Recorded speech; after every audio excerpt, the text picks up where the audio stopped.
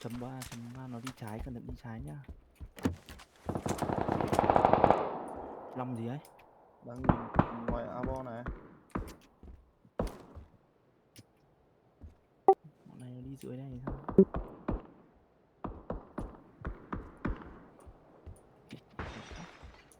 Rồi, nhà đi, nhà còn một tí.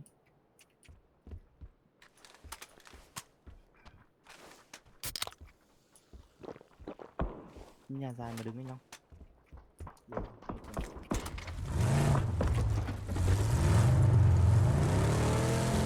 Đừng ấy nhá. Đi đâu ấy? Gây áp lực. Nó sợ. Anh lo cây sau đi.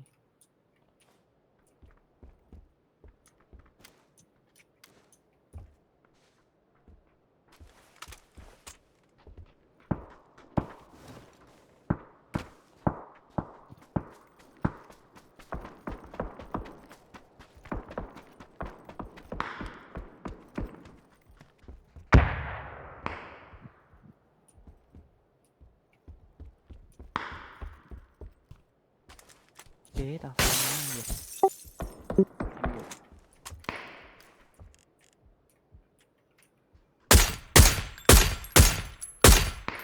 Đâu rồi? Bọn này không đông người lắm đâu anh ơi. Trên này không đông người lắm đâu. Thì chơi được. Từ cái con đi. Cây nốt nhá, đừng để nó móc em nhá. Dựa lưng vào anh nhé.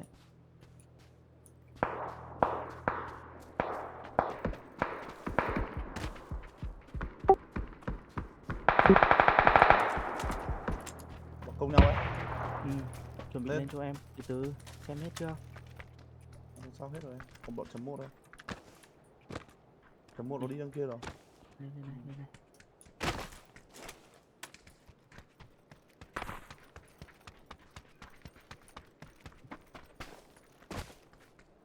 Anh nhớ cái G không? Chỗ em vừa lại anh em đứng này.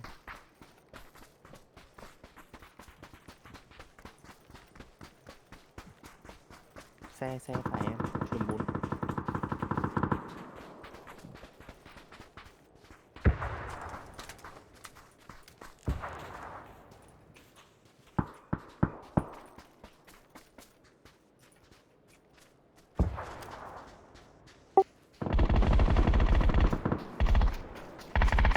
Nóc 1 thằng sau nhà.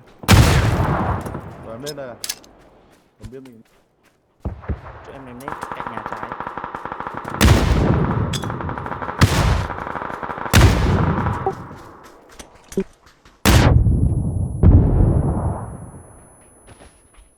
Trong nhà.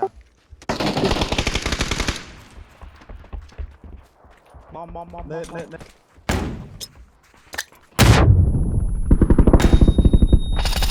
Một tiếp. Ra sau nhà 2 tầng. Nhà 2 tầng à? Chết luôn à. Ổn định bố luôn. Trốn vào nước đã.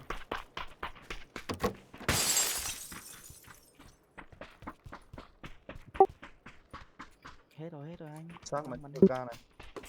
Xác ngoài sau nhà 2 tầng. Không sao.